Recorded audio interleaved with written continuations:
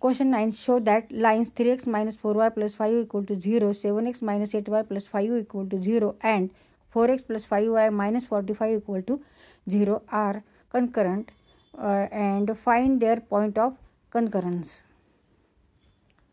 तर इथे इक्वेशन्स दिले 3 लाईन्सचे 3 रेषांचे इक्वेशन्स आहेत. त्यावरून आपल्याला इथे कोऑर्डिनेट्स काढायचे आहेत. पॉइंट ऑफ कन्करन्स जिथे ह्या तिन्ही रेषा ज्या बिंदूत छेदतात त्या बिंदूचे निर्देशक काढायचे आहेत. तर इथे हे 3 इक्वेशन्स आहेत. त्यापैकी आपण 2 इक्वेशन घेऊन ते सॉल्व करून x आणि y च्या व्हॅल्यू काढू आणि ज्या x आणि y च्या व्हॅल्यू येतील त्या थर्ड इक्वेशनमध्ये ठेवू आणि जर ते इक्वेशन सॅटिस्फाय झालं तर ह्याचा अर्थ these 3 lines are concurrent and point of concurrence मग x आणि y coordinates 3x minus 4y plus 5 equal to 0, 7x minus 8y plus 5 equal to 0 and 4x plus 5y minus 40y equal to 0. आता ह्याला आपण equation first म्हणू, second आणि third. आता इथे ह्या 2 इक्वेशन्सचा आधी आपण 2 इक्वेशन घेऊन आपण x आणि y ची व्हॅल्यू काढू. Now these 2 equations are simultaneous equation. 3x minus 4y equal to minus 5. 5 आपण RHSला घेतलं त्यामुळे साईन बदलली. 7x minus 8y equal to minus 5. प्लसचं minus केलं, इथे सुद्धा प्लसचं मायनस, कारण आपण 5 ह्या टर्म LHSच्या RHSला घेतल्या. आता हे इथे आपल्याला x आणि y च्या व्हॅल्यू काढायच्या आहेत. त्यासाठी आपल्याला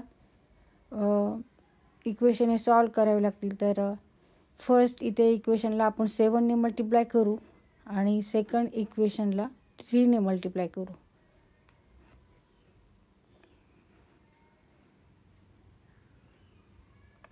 सेवन into and 3 into. Therefore 7 into 3 21, 21x minus 7 into 4 28y equal to minus 7 into 5 35. तर इथे LHSला पण मल्टिप्लाय केले आपण आणि RHSला पण 7 ने मल्टिप्लाय केला. तर 3 ने मल्टिप्लाय करतोय. 21x minus 24y equal to minus 15. आता इथे आपण सबट्रॅक्ट करू, वजाबाकी करू, मग साईन बदलतील.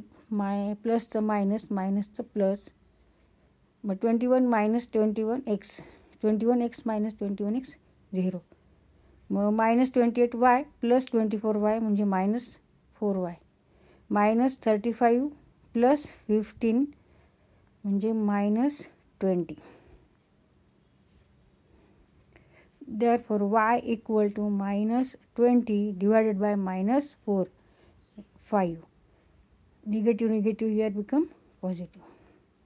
Negative negative positive. Therefore y equal to 5. जर y ची व्हॅल्यू आली ती आपण फर्स्ट किंवा सेकंड इक्वेशनमध्ये y ची व्हॅल्यू ठेवून x ची व्हॅल्यू काढायची, कारण आपण पहिल्या 2 इक्वेशन्सचाच विचार करत आहोत.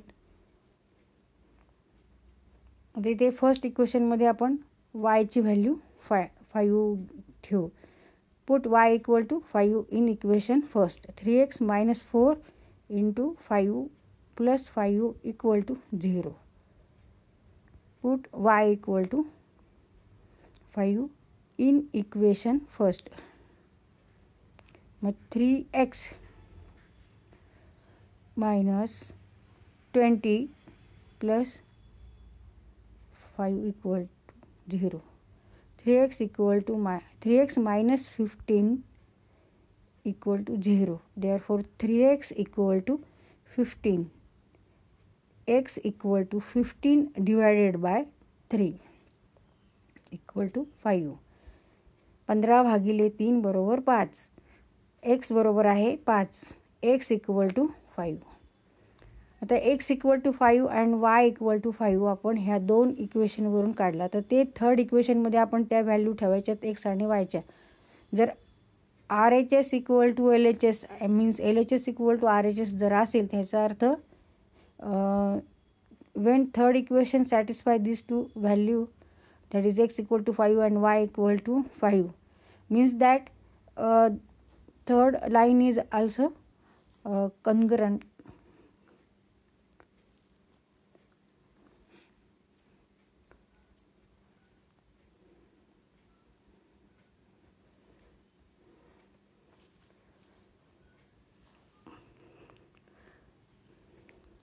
Put x equal to 5 and y equal to 5 in equation 3 in equation 3. 4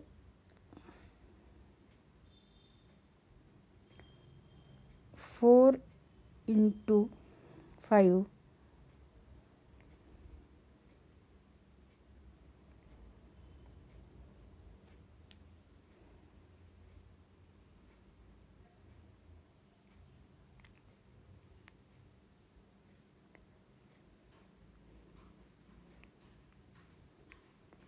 आता इथे आपण ह्या दोन इक्वेशन्सचा आधी विचार केला होता आणि त्या दोन इक्वेशन्सवरून आपण त्यांचा म्हणजे छेदनबिंदूचे आपण इथे निर्देशक काढले, point of intersection, that is point of कनकरन्स.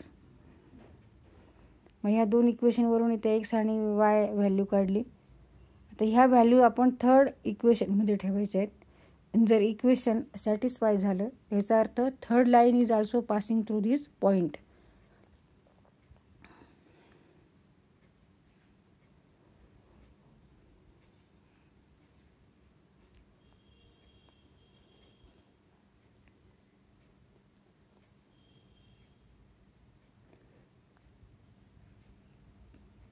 याचा अर्थ हा जो पॉईंट ऑफ कन्करन्स आहे हा तिन्ही रेषांवर आहे. जर तिन्ही इक्वेशन सॅटिस्फाय होत असतील तर याचा अर्थ these 3 lines are concurrent.